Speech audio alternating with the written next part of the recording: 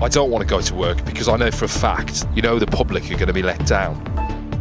Record numbers of patients turned up at A&E last month. Now an extra virulent strain of the flu virus threatens to overwhelm already hard-pressed hospitals. The noise of people shouting and coughing and in pain, it made me want to cry. Well, the Prime Minister says there is a winter plan in place and urges us all to take precautions. But there is no change to official advice on face masks. Also tonight. As the diplomatic wrangle intensifies over the war in Ukraine, Zelenskyy reveals his terms for peace. At 7, after the government pledges £3.5 billion to tackle the issue of homelessness, we meet those living the reality. I've been working since I was 15. I've never done anything, I've never claimed anything until now, where I'm literally stuck in this loophole and I've been completely deserted. The eye-watering price of football tickets, at least £3,000 for a seat at the World Cup final. And the real-life brief encounter, how true love blossomed on the 1109.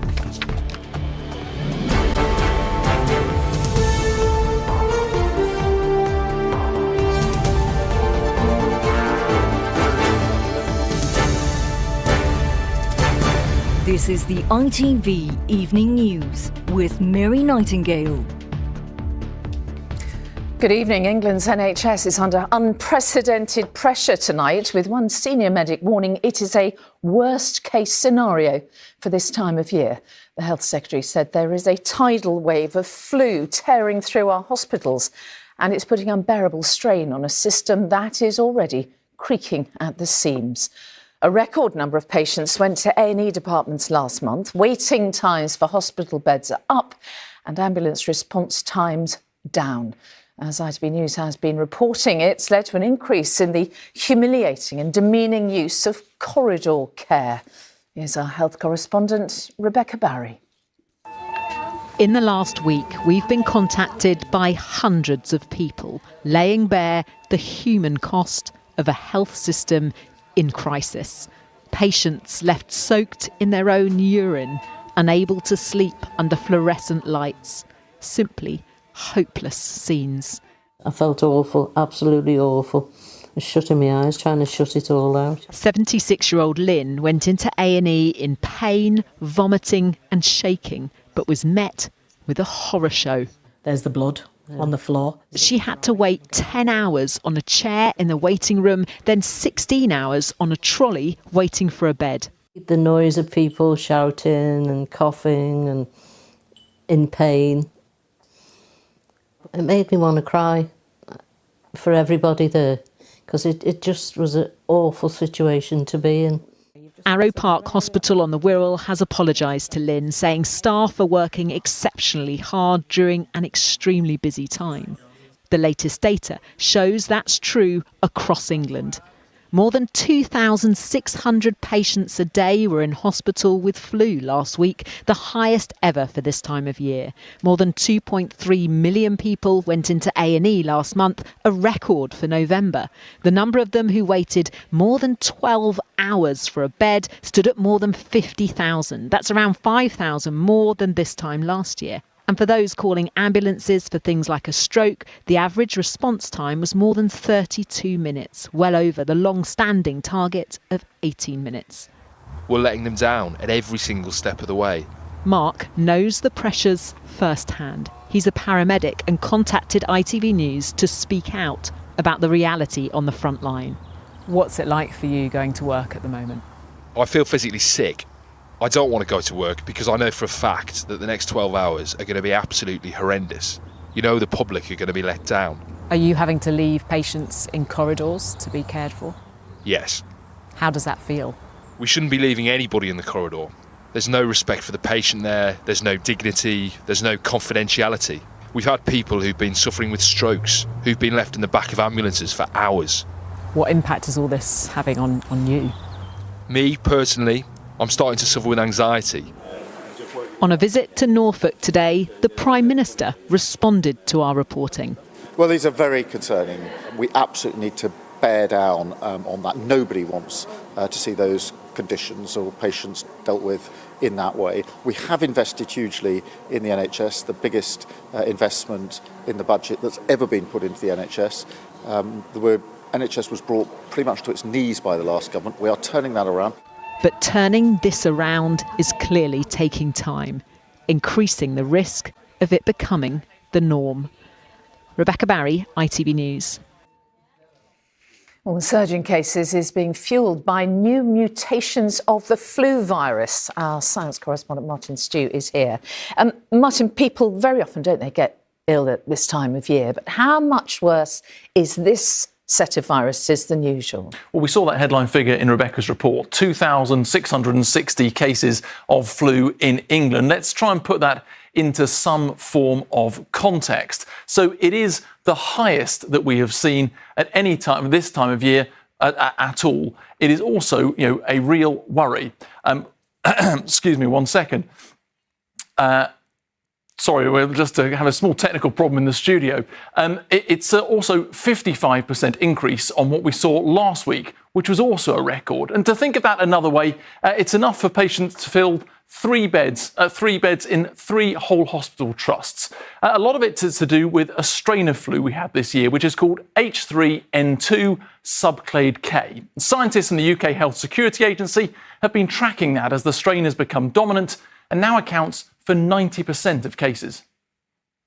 The H3N2 viruses, they do cause people to have disease. They cause hospitalisations, particularly in some of those more elderly age groups, but there's no indication that this particular subclade of H3N2 is more deadly than what we've seen before. So the risk really is that the transmissibility, how easy it is to pass on. Yes, so the strain does appear to be more transmissible. And the big question is then, is the vaccine working against that new strain? Well, early data suggests yes, it does. Amongst children, vaccination is estimated to cut the chances of being hospitalised by around 70 to 75%. In adults, it's lower at 30 to 40% reduction, but that's similar levels of protection to that we've seen in previous years. In terms of uptake, if we look at the risk groups who are entitled to a free jab, more than 70% of people 65 and over have been vaccinated, which is above previous years, but rates amongst people with underlying health conditions, and as you can see at the bottom, pregnant women are significantly lower, and people in those groups particularly are being encouraged to get vaccinated. And now it's worth noting it can take 14 days for protection to kick in, even after a jab, then you can still get ill. The chances are, though, Mary, your symptoms should be milder and you should recover quicker. In terms of masks, it's not mandatory other than in some hospitals, but if you're feeling unwell, it might be a sensible thing to do to wear one. OK, Martin, thank you for that. Well, Scotland's flu cases are up by almost a quarter in the past week. It's also much higher than usual for this time of the year. Health authorities there are looking at introducing mandatory mask wearing in hospitals to help tackle the spread of the virus. Our Scotland reporter Vanessa Taff is at GP surgery in Glasgow, where they are really feeling the increased demand. So, Vanessa, tell us, how are they coping there? Well, for many of us, the front line here is the GP surgery when we're feeling unwell. And they are coping here, but they're very worried about this rising number and what's to come. They're asking people when they come in, consider please to wear a mask.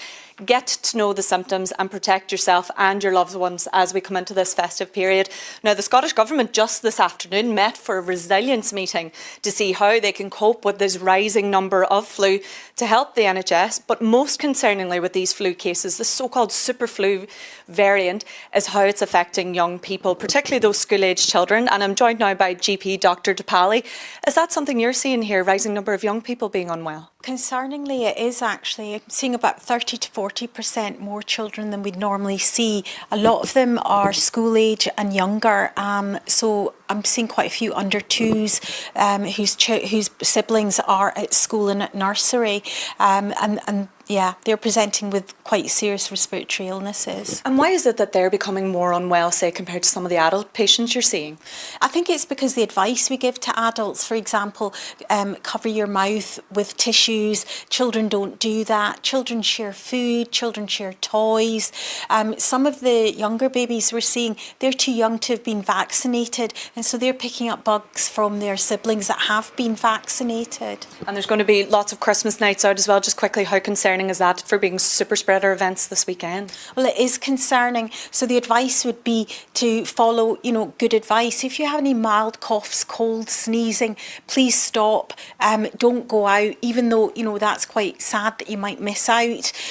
Use cough, sneeze into tissues, bin the tissues. Don't touch your mouth and nose and eyes where germs can spread. Great advice there. Well, if you are heading out this weekend, the advice is very clear, and there is still time to get vaccinated ahead of that Christmas festive period. OK, Vanessa Taff in Glasgow, thank you. Well, our health correspondent Rebecca Barry is here. I mean, it really seems like the NHS is under extreme pressure, isn't it? Yeah, it is. And at this time of year, when the winter season and the busy flu season gets underway, I go into hospitals and we film. But I've been really struck by the photos, the videos, the stories that we've received from members of the public, which I think give a really raw insight into the reality on the front line, not just for patients, but for staff. That paramedic that I spoke to in my report, he said he dreads going into work. I think that gives an insight into the psychological impact of all this on staff, let alone the potential physical harm for patients, of course. Look, today's data shows that the busy winter season has hit the NHS early. But if you ask anyone in the health sector, they will tell you that these high rates of flu are only exacerbating the existing pressures which the NHS now contends with year round. And then, of course, we've still got the potential threat of a strike by doctors next week. We find out on Monday if that goes ahead. But by then, some patients will already have had their operations cancelled. Staff will be making contingency plans. And all this in the midst of an unprecedented flu season. Rebecca Barry, thank you. And for more on the super flu and how you can keep yourself safe, visit our website. That's itv.com/news. OK, well, let's move on now. And Ukraine's President Zelenskyy has tonight revealed details of ongoing peace discussions and the plan his country has submitted to the United States. The president said both sides remaining where the front line currently stands would be a fair outcome. Well, correspondent John Ray is here. It's all happening, isn't it, John? Does any of this bring us any closer to some sort of resolution, any sort of peace? Well, it's complicated, Mary, because remember, this is not a straight two-sided fight. The Americans are involved as well. The Europeans, a so-called coalition of the willing. So first, to refresh your memory, a couple of weeks ago, Donald Trump tabled his peace plan that horrified Ukraine and many of its allies. It looked like a Russian wish list. Today, Volodymyr Zelenskyy in Kiev has given his response and revealed some of the details. He says, for example, that the Americans want the Ukrainian army to withdraw entirely from the Donbas region, that huge area of the east of the country. They say Donald Trump wants to turn that into some kind of demilitarized, free economic zone. What Zelenskyy is saying really clearly is that any territorial concessions on his side must be backed by really robust security guarantees. And he's thinking kind of NATO-style mutual defence clauses. He also says it'd have to be approved by a referendum of the Ukrainian people. Oh, and by the way, he wants to keep an army of 800,000 soldiers. That's far bigger than the army that Donald Trump had in mind. Remember, though, this has got to get the approval of Donald Trump before it even gets to Moscow. And I have to say, there's quite a lot in here. You'll think, well, Putin isn't really going to go for this at all. Maybe that's the idea. The plan, the European-Ukrainian plan, is to put Putin on the spot. OK. John Ray, thank you. Venezuela's opposition leader has backed the US seizure of an oil tanker off the coast of the South American country as fears grow of further American military action. Speaking from exile in Norway, Maria Corina Machado said it was a very necessary step to tackle what she called the criminal regime of President Nicolas Maduro. Venezuela called the seizure of the tanker, which is carrying more than 1 million barrels of oil, piracy. From Washington, here's our correspondent Robert Moore on the rising tensions. This was the moment when US commandos rappelled down and took control of the oil tanker. The team of special forces quickly secured the bridge, an assault on the high seas that is certain to be seen as a further attempt to destabilize the Maduro regime in Venezuela. The video was then reposted on official US government social media platforms, with the assault now headlined "Knockout" and bizarrely set to rap music.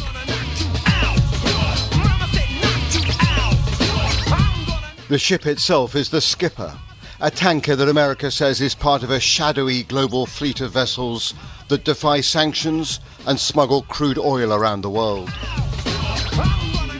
It was the president who made the announcement at a meeting with tech leaders at the White House. We just seized a tanker on the coast of Venezuela, a large tanker, very large. Largest one ever seized, actually.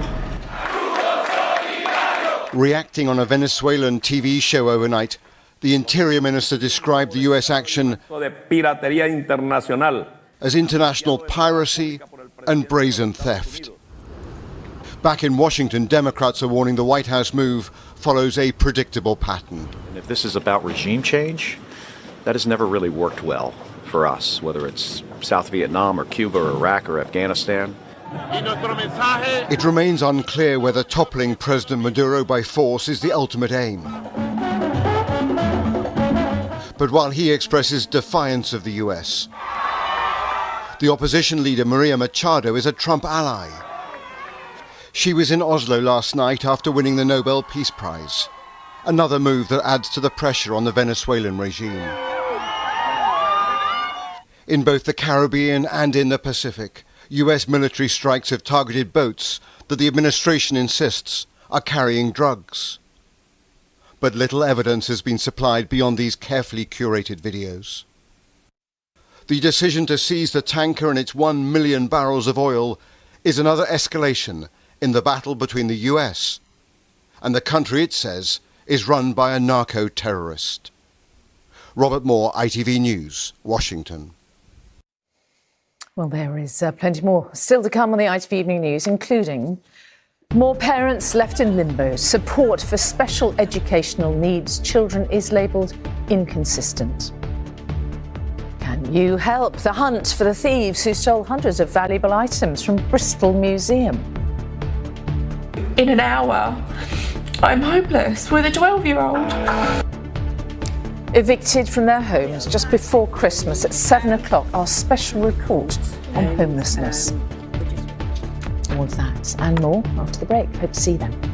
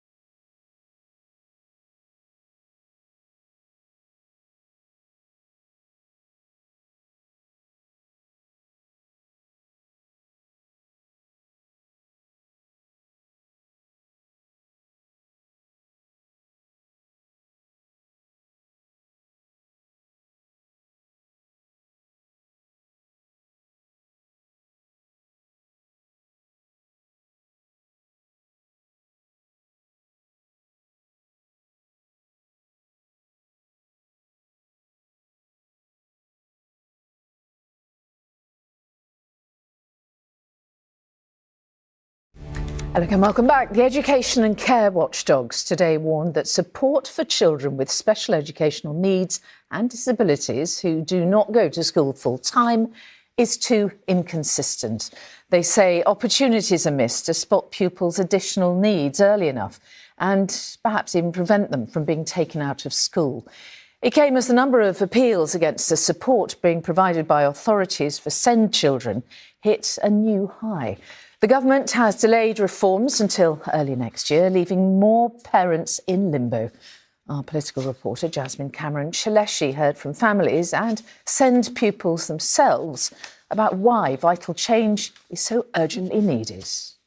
For Eve and Alan, the government's SEND reforms can't come soon enough. Good to meet you. Good to meet you too. How are you? They and other campaigners travelled across the country for a roundtable hosted by the Lib Dems. The purpose of today is to listen to you.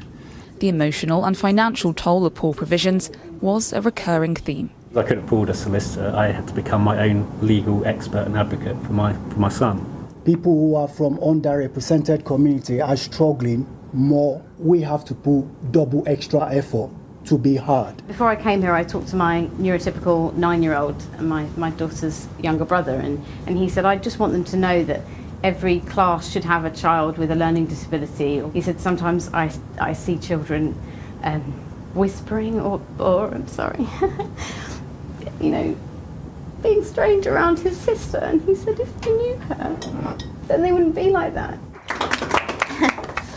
17-year-old Eve, who has selective mutism and autism, wants SEND kids to be at the heart of next year's reforms. My mum has fought the system tooth and nail on her own. I think it's just frustrating on a huge level, and it just shouldn't be that way. I should just be able to go to school like every other child.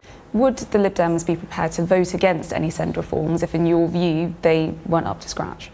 Yeah, if we're not happy with what the government puts forward, we will vote against it.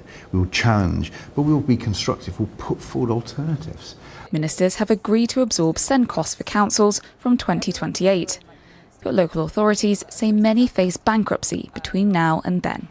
We have two big asks of government. The first is to look at the deficit, to wipe that out, but then it needs to go further, and we need to see mainstream schools giving better provision for children with special educational needs and disabilities. The government has already invested £740 million into SEND and begun a public engagement campaign. But what reform looks like in practice and what impact it will have on families will be the next big battle in Westminster. Jasmine Cameron-Shrinkflation, ITV News. A couple of other stories for you now. And the House of Lords has been warned it must put an end to delays that could block the assisted dying bill or risk ruining its own reputation. A group of MPs who opposed the bill said they were concerned about the assisted dying bill running out of time and failing. The Lords are currently debating more than 1,000 amendments to that bill. An inquiry has been launched into failings at an NHS trust in England after concerns over the numbers of patient deaths by suicide. The Health Secretary, Wes Streeting, announced the inquiry into Tees, Esk and Wear Valley's NHS Foundation Trust today. After meeting with affected families, he says previous investigations may not have been comprehensive enough. More than 250 endangered species and illegal wildlife products were seized at the UK border in a single month. The crackdown, led by Interpol and the World Customs Organisation, seized snakes, birds and live tarantulas. Police in Bristol are hunting 4 men who they say stole more than 600 rare and unusual artefacts from a museum. Items stolen during the burglary include medals, badges, carved ivory and bronze figurines. Well, Robert Murphy is at the scene tonight. Robert, tell us, what do we know about this theft? Yes, it was bold, brazen and audacious. The men were filmed arriving in the early hours of September the 25th, coming to this warehouse, which houses the collection of the former British Empire and Commonwealth Museum. And the items, the 600 items stolen, reflect Britain's growth from being a small island nation into a true global superpower. Things that were stolen include ivories, include Buddhas, military and naval hardware, as well as things linked to Britain's difficult relationship with slavery, things like emancipation tokens. And while none of these items individually is worth a lot, together they truly are. The collection as a whole has significant cultural value, so I'm not going to talk about individual items. Yes, there are items of value in that, of monetary value, but I'm not going to say what they are. But really this is a very significant cultural collection which has different value to different people in different communities. So what about the four men? They're all described as white, and the CCTV, while grainy, officers believe it can be enhanced to get a better image of what they look like. Of course, the big question is, why come to the trouble of stealing these items? They're part of a publicly catalogued document. They're probably not worth that much on the black market. So while they're of huge interest to people like historians and archivists of a way to make money for criminals, probably not that great an idea. OK, Robert Murphy in Bristol. Thank you. You are watching the ITV Evening News. It's a shade before 7 o'clock. Still to come. The Vodafone dispute rumbles on as the government agrees to look at protecting franchises. Why, your favourite tub of Christmas chocolates just got even smaller. This year it's a bit smaller again. And you can tell that there are less and less chocolates each year. The eye-watering prices for seeing next year's Men's World Cup final. Is this particular train the perfect place for a marriage proposal? And will the Christmas spirit be dampened by rain warnings this weekend? Stay tuned for those details coming up later in the programme.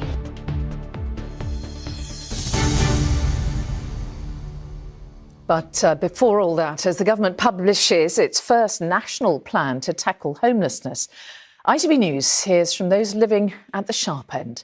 The £3.5 billion strategy includes a pledge to halve the number of rough sleepers, to end the unlawful use of B&Bs for families, and to prevent homelessness happening in the first place.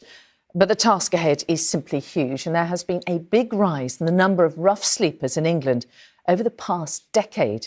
Andy Burnham, the Labour Mayor of Greater Manchester, told ITV News the actions of the Home Office are making things even worse, with people being granted asylum then put onto the streets.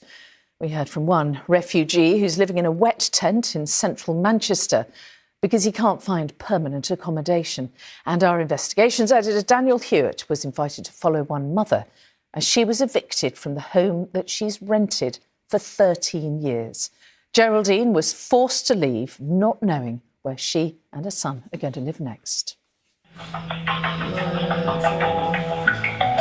I've been on hold now for 38 minutes. I rang them at 9 o'clock. And literally, 40 minutes I'm trying to get through to somebody at the council to let them know in an hour I'm homeless with a 12-year-old.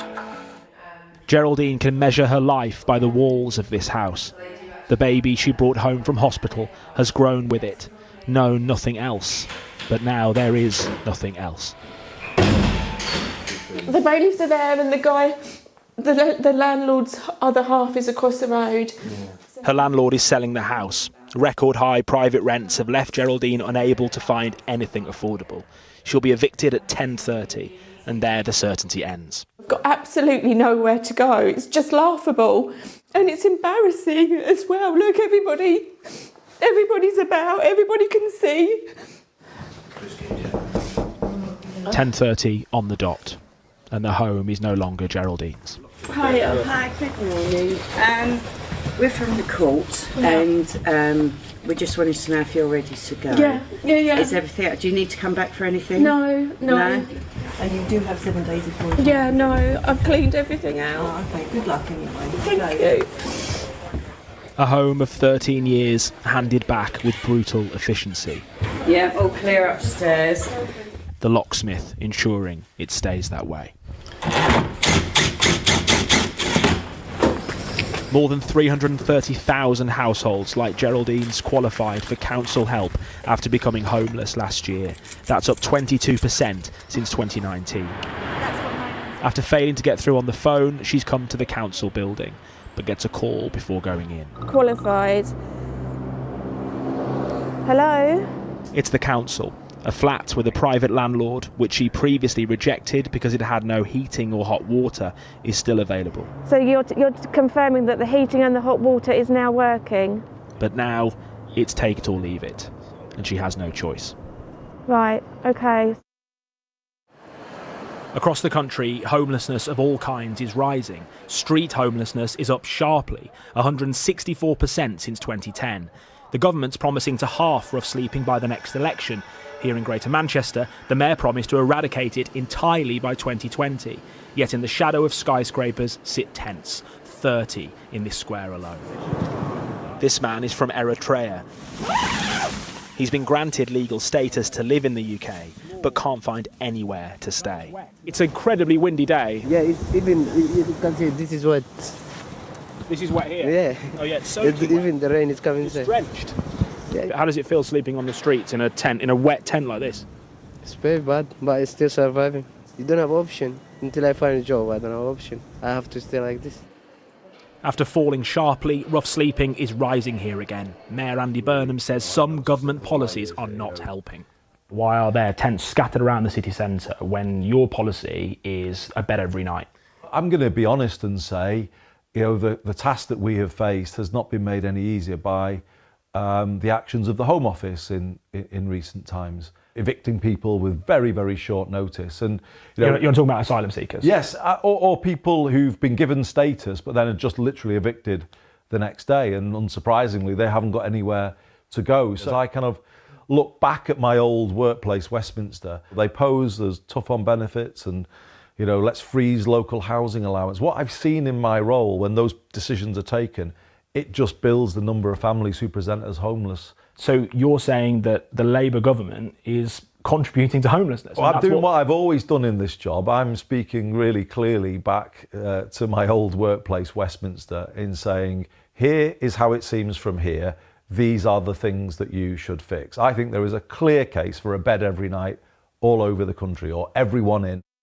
It has been freezing, so we've just literally sat with the heating on in the car. Back in London, since being evicted 9 days ago, Geraldine has slept in her car while her daughter stays with her dad.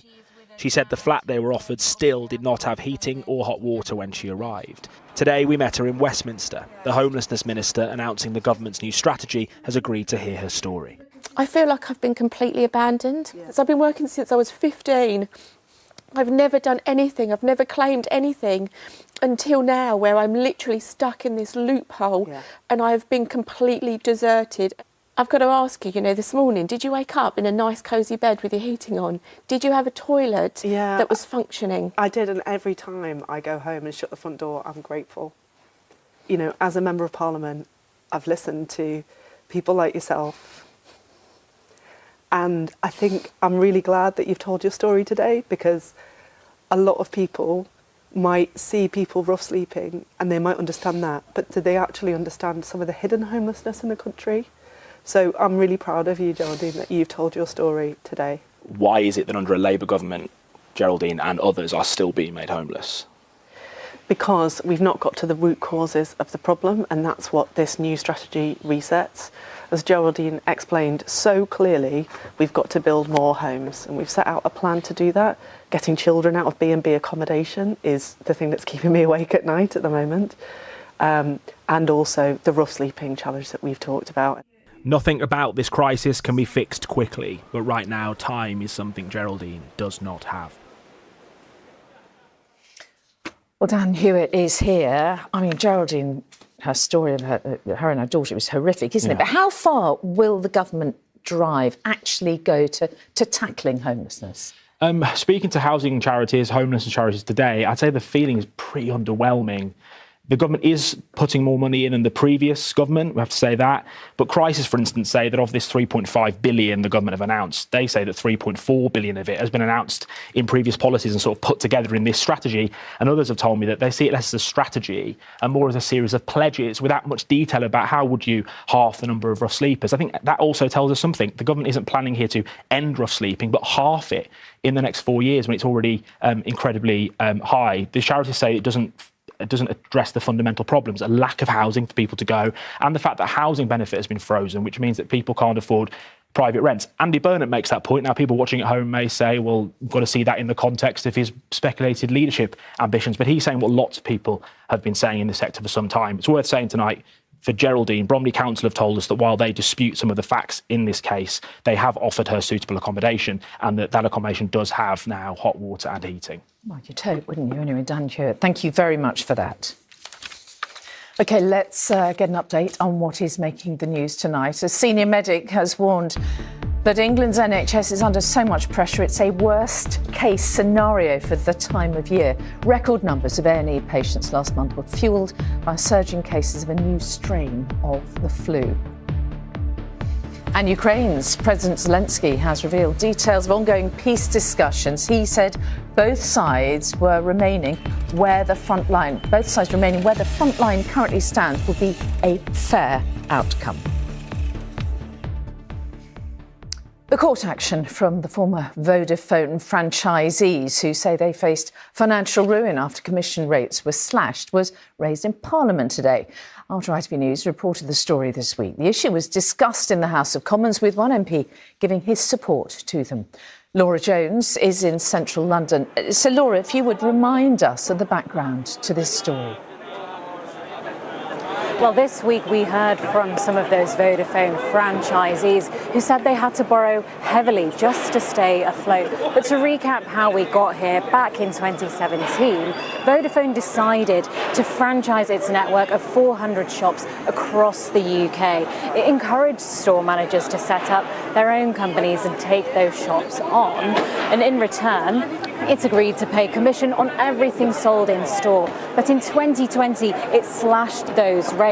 Now, 62 franchisees are taking Vodafone to court, saying that their businesses started losing money soon after. They allege that the company unjustly enriched itself at their expense, and they have won the support of some MPs, including Justin Madders, the former Shadow Business Minister.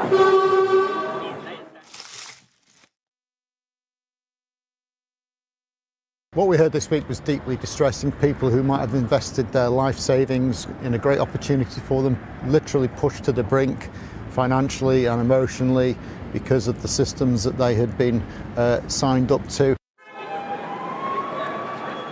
After he raised the issue in the Commons today, the government did say it would look at stronger protections for franchisees. And in response, Vodafone says it's tried to resolve what it calls a complex commercial dispute. It says it offered to make payments to ensure none of the 62 had debts associated with their franchise, but that those offers were rejected by the company funding the legal action. And it said it remains open to further talks. OK, Laura Jones in central London, thank you. Now, when you open your favourite tub of Christmas chocolates this year, you may notice they've shrunk again. But even though the sweets may be smaller, the price doesn't always go down. It's called shrinkflation, which manufacturers are blaming on rising costs, some of it due to poor cocoa harvests. The industry insists they're not deceiving customers. They're just trying to make sure the things we love are still affordable. Our consumer editor, Chris Choi, reports. For millions, this is all part of unwrapping Christmas, but it's one aspect of the festive season that's not like it used to be. Everybody loves a tub of chocolates at Christmas. It reminds them of when they were younger. I have noticed that the size of the tubs has reduced over the years. This year it's a bit smaller again. And you can tell that there are less and less chocolates each year. Celebrations sharing tubs were 550 grams last year, now down to 500 grams. The company blames rising manufacturing costs and says it's not a decision we take lightly. Quality Street was 600 grams last year, 550 this Christmas. The company says it's because of the cost of manufacturing, ingredients, transport and the preference of our customers. Toblerone has shrunk from 360 grams last Christmas to 340 for this festive season. The firm told us any changes to our product sizes is a last resort. Our manufacturing and supply chain costs have increased significantly. And when sizes drop, prices don't always follow. That's something known as shrinkflation. Some countries, including France and Italy, have rules about it.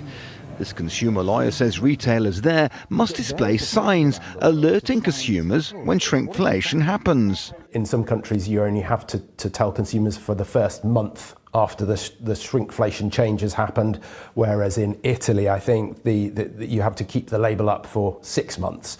The price of cocoa has risen 450% in the last 3 years, so that's gone up more than 4 times. The food sector says it works hard to cushion customers from the rising price of core ingredients. Some shoppers clearly feel it's a bit sneaky to shrink down the sizes of products like these chocolate tubs, especially at Christmas. They'll look at cutting costs in the first instance, but if they can't offset the price increase in that way, they'll look at either increasing the price or making the product slightly smaller. But what they're trying to do is make sure that the things that people love to buy, especially at this time of year, are still affordable. Food firms say even when sizes shrink, value for money remains and that there are more promotional offers this year. But some of the small pleasures of Christmas are getting smaller. Chris Choi, ITV News. Now, are you afraid of heights? If so, you might want to look away now.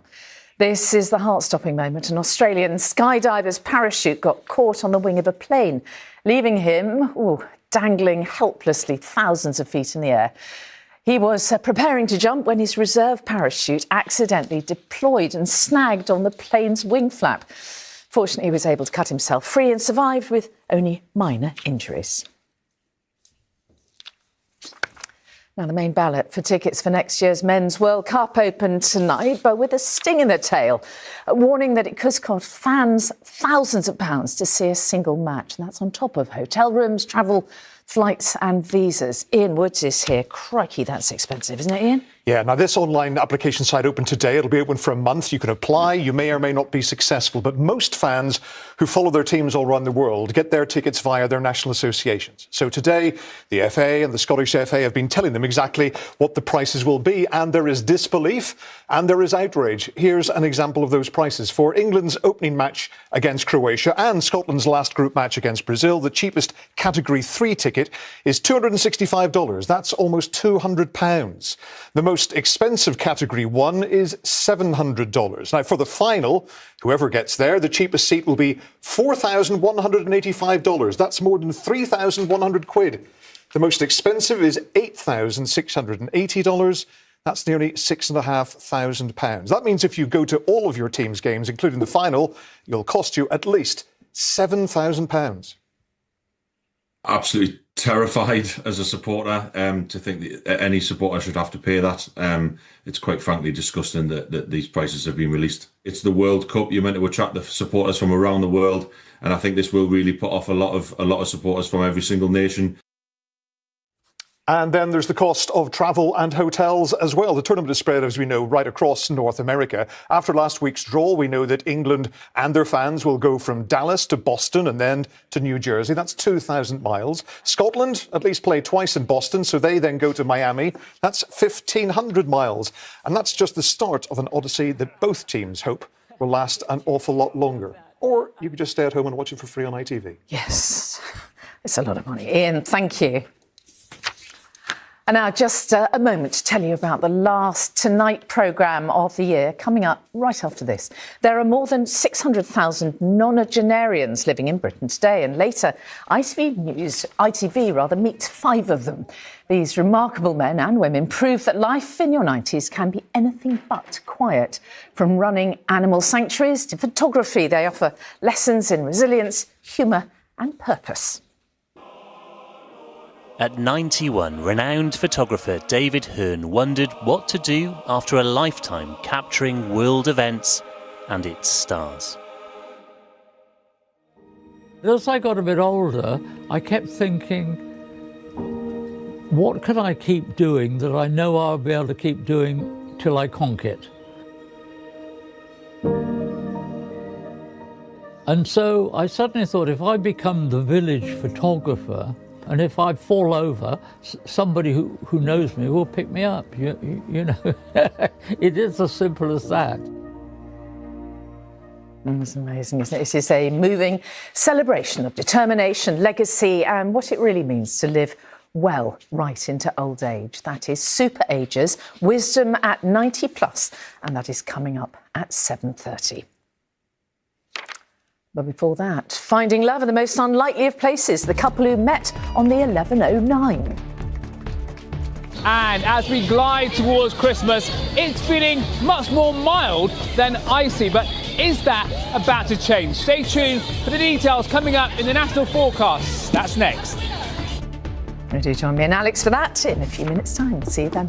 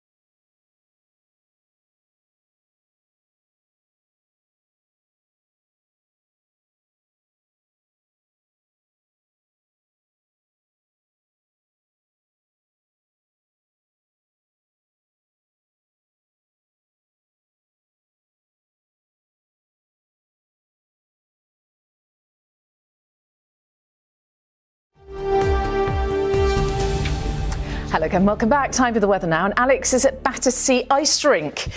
Any opportunity, Alex, to show us your skating skills. Remarkable.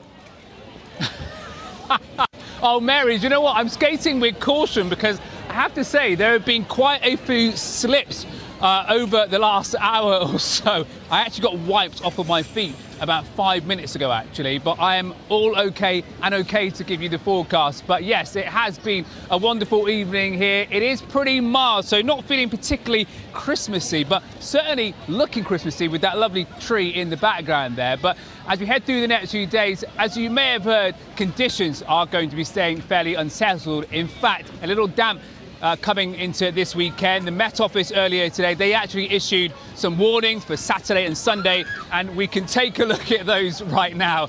So on Saturday up towards the northwest, we are going to see a weather system moving in, and that led to the Met Office, as I say, issuing those warnings for Saturday and into Sunday when we get another one. So there's 3 for Saturday. The rain could be quite heavy at times. It will be windy, but there are no wind warnings in place. Let's just get a quick check, actually, on the pressure pattern setup, so you can see what's going to happen. As we run this, you can see areas of low pressure moving in, but that significant one for the weekend. It won't be a named storm, but as I say, it is warning worthy. As for the forecast then, in more detail, let's take a look right now.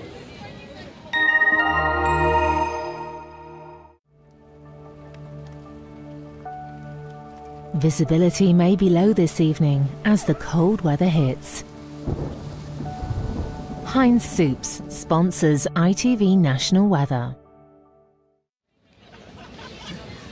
Well, we are certainly going to get further outbreaks of rain as we head through the next few days. Windy at times, but all the while we are expecting temperatures to remain above average for the time of year. So let's get a quick check and a more zoomed in look at the pressure pattern setup for the next 24 hours. And as we head into tomorrow, you can see that fairly weak front moving in. It will produce some outbreaks of rain, and that's going to cross the country eastwards as we head into tomorrow.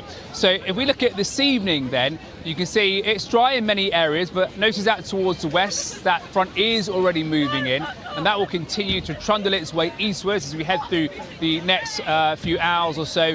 Temperatures overnight won't be particularly chilly, but up towards the far north, once that front is out of the way, probably dropping below freezing across parts of Scotland. So as we head into tomorrow, a pretty damp start to the day across some western and central parts. That rain shifts its way eastwards through the daytime. Behind it, it will start to brighten up. So brighter skies for many western fringes of the UK. Temperatures certainly a bit fresher up towards the northwest, out towards the southeast, still above average. And as we push on into the weekend, that's when we see that weather front arriving, and that will produce cloudier skies, outbreaks of rain. It kind of paints the pattern for the next few days. So the weekend running into Sunday, and also the start of next week looking quite wet and windy. Not particularly Christmassy, but who knows, things could change for the big day itself, which is of course fast approaching. Heinz Soups sponsors ITV National Weather. Well, Mary, that is your forecast. If you don't mind, I'm going to skate off and try not to get in anybody's way. Take care. No broken bones, please, Alex. Thank you. And finally tonight, the brief encounter with a real-life happy ending when Steve Higgs offered his seat to Payal Pandya on a train from London Euston to Milton Keynes last year. They couldn't have known where their journey would end. The couple soon started dating, and to mark the anniversary of their first meeting on the very same service, Steve proposed. Gary Davis reports. From Notting Hill's protagonists literally bumping into each other, so sorry. to a handsome stranger turning up at the door in the Holiday. No, I wasn't expecting you either. The so-called meet cute has been a romantic plot point since Hollywood's heyday. Please let me look. I happen to be a doctor. Like this brief encounter on a station platform. On a late train out of London Euston last year, strangers Payal Pandya and Steve Higgs had no idea their love story was about to begin. I heard this voice come from behind me going, "Oh, can I put my drink down?" I was like, "Sure you can." And then I said, "Well, do you want my seat?" And I guess that sort of is where it all began, because I gave him my seat and then we just started chatting. It just felt easy. It just felt comfortable. And I am also one of these rare people that will talk to people on the train, but people don't do that. People look at you like you've got 5 heads if you do something like that. You know.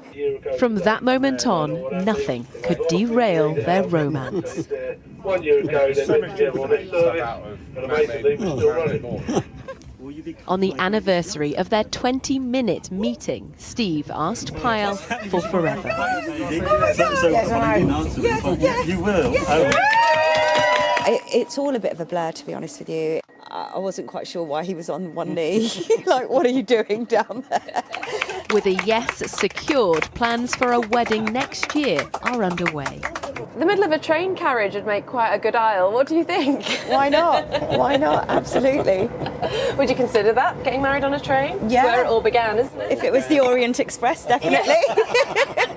That wedding would be a great end scene if their journey were a film. But this really is love, actually. Carrie Davis, ITV News, on the London North Western Railway. Oh, happy story for you. That's all for now. Julie's here at 10 from the Evening News team. Bye-bye.